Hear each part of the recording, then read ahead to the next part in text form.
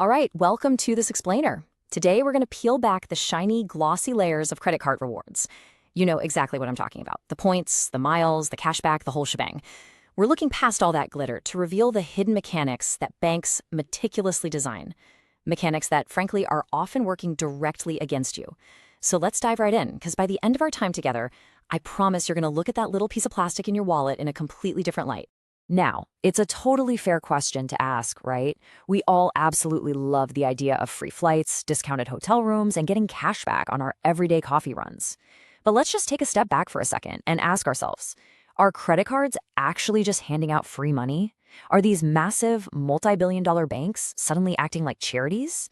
Well, common sense tells us no, absolutely not.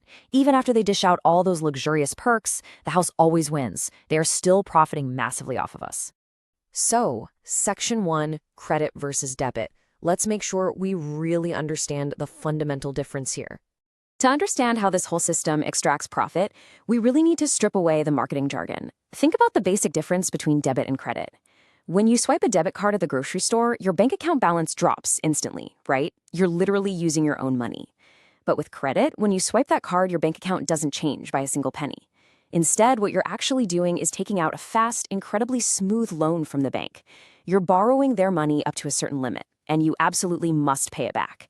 It doesn't feel like a loan because it happens in the blink of an eye, but make no mistake, that is exactly what it is. Moving on to Section 2, the minimum payment trap. This is really the core of how banks make their profit. So, how does this everyday borrowing turn into a massive profit engine for the banks? Let's set up a quick scenario to see exactly how this interest trap works in real life. Imagine you decide to use your credit card to buy a shiny, brand new phone that costs exactly $1,000. You swipe the card, you walk out of the store with the phone, and hey, your checking account hasn't changed at all. But fast forward to the end of the month. Your credit card statement arrives, and it presents you with a very specific, carefully designed choice. This statement is basically a brilliantly engineered psychological game. You've got this towering total balance, the staggering $1,000 you owe for that phone. But sitting right next to it is your minimum payment, a deceptively tiny $25. You have a choice here. You can pay the full grand, or you can just pay that $25 minimum to avoid a late fee.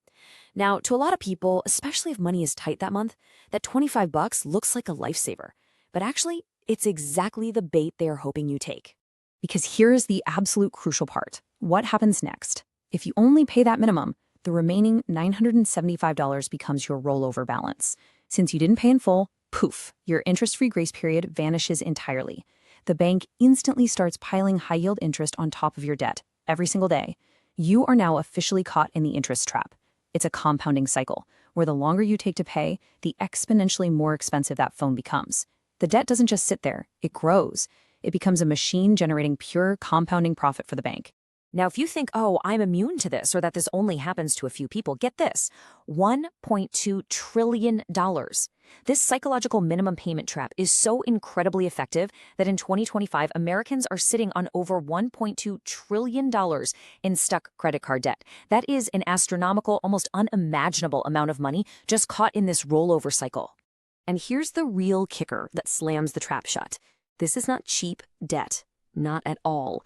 The average interest rate on credit cards right now is sitting dangerously above 20%. So when you combine $1.2 trillion in total debt with interest rates north of 20%, it's pretty easy to see how this whole system is a highly optimized Goliath. It's literally designed from the ground up to extract wealth from the underdog consumer, especially the consumer who thinks paying the minimum means they're doing the right thing. Which brings us to Section 3, why rewards are bait. Let's look at the psychology trap. Now, you might be sitting there thinking, okay, but what if I always pay in full and just use the card for those sweet, sweet rewards?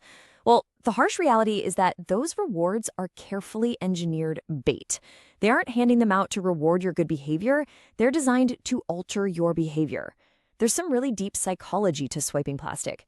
Studies actually show we spend more when using credit cards compared to cash. Why? Because the delayed payment just doesn't feel like spending real hard-earned cash in the moment. It completely detaches the pain of paying from the joy of buying. You swipe for the points, sure, but you end up buying things you definitely wouldn't have bought otherwise. Let's actually break down the math behind these rewards. A lot of cards offer, say, 1 to 2% back, or the equivalent in points. Well, according to real airline data, booking a basic free domestic flight is going to cost you anywhere from 15,000 to 25,000 points. And if you're eyeing an international trip, that can easily soar well over 70,000 points.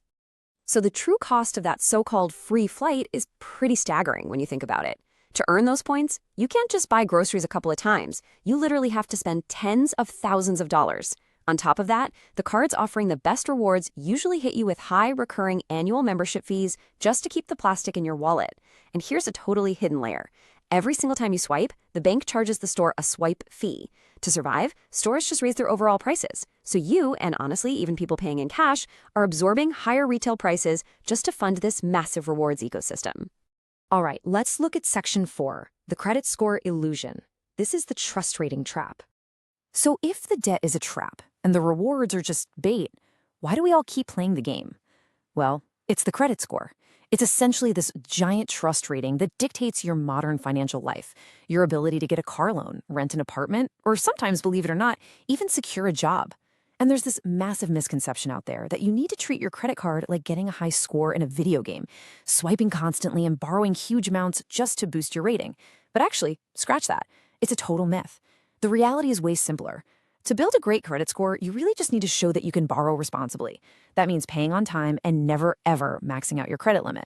You absolutely do not need to be in debt to have good credit. The system just makes it feel like you do, just so you'll keep swiping. Finally, Section 5, how to win the game. Let's talk about correct card use. So how do financially wealthy and savvy folks navigate this system without falling into that brutal interest trap? They treat the card as a tool, not a lifestyle. Here's the blueprint. Step 1, strictly buy only what you actually need. Don't let chasing points dictate your spending. Step 2, never exceed your credit limit. Keep your utilization low.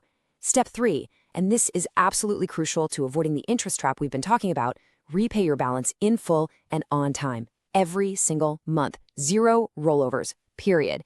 And step 4, if you're just getting started, consider a simple no-fee card. You really don't need a flashy piece of metal with a heavy annual cost to build solid credit. We've covered the mechanics, the hidden traps, and the psychology behind it all. So I want to leave you with one final thought today.